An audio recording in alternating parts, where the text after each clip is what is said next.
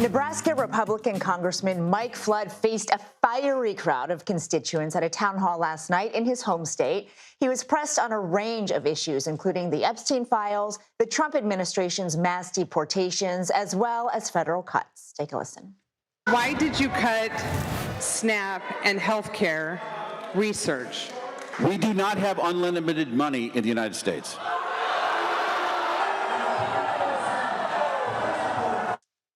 Our Caitlin Huey-Burns joins us now. Of course, she covers Congress. She's a close friend of the show. And you can tell us, Caitlin, about last night in Lincoln, Nebraska, because these constituents did not hold back. Yeah, exactly. And what's interesting about this district, it's the first congressional district in Nebraska, it is a very Republican red district. Mike Flood ran and won his seat by about 20 points. Last election, Donald Trump won this district.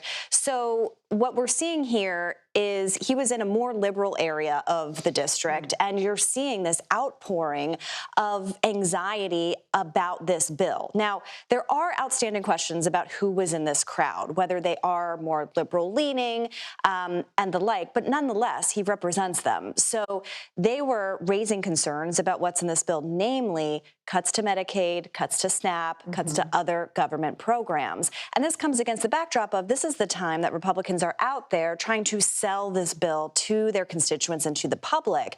And talking to my sources on Capitol Hill, a lot of them have been saying that their strategy here is to talk about the tax cuts, to make clear to their constituents about the extension of the Trump tax cuts, new tax relief, and yet what we're hearing is these concerns about other elements in the bill. Well, these voters covered a lot of ground. It wasn't just the big, beautiful bill. They also pressed him on immigration.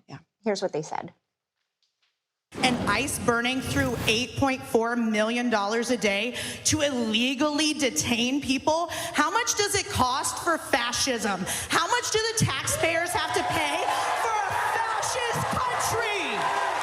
Americans went to the polls in November, and they had a choice between a Democratic candidate that had an open border, no enforcement, fentanyl, drugs, human trafficking.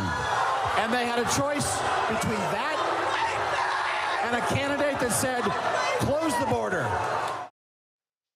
So as you mentioned, this is a more liberal part of the state, but he does represent them. But is it a fair representation of how, Nebraskans overall are reviewing Trump's policy and reviewing Flood's support of Trump? Well, this is what's interesting is that during August recess, this is when we're starting to get those pulse checks to see how people are feeling about the Trump administration, how they're feeling about the legislation, how they're feeling about executive orders. And we're starting to get a little sense of it. It is early on in this year, if you think about it. But what I will say about Mike Flood and why that is a very notable town hall is because there are so few of these town halls actually happening over this recess. Several months ago, Republicans were advised by their leadership not to have these kinds of town halls because their argument was they're kind of, in their words, infiltrated by Democrats, and it's just not worth the headlines that they get out of it. But Mike Flood had made the bet, well, I'm representing them, I should go and hear what they have to say. This is the feedback he's been getting from that particular group. But it is notable that Republicans are wanting different kinds of messaging to do around this bill. Not necessarily town halls, but, appearing in front of different projects and the like to start to gain more headlines. And I can bet after town halls like this, they're going to continue to advise them not to do them. Well, the White House is trying to find some way to sell the bill. But thank you so much, Caitlin Huey-Burns.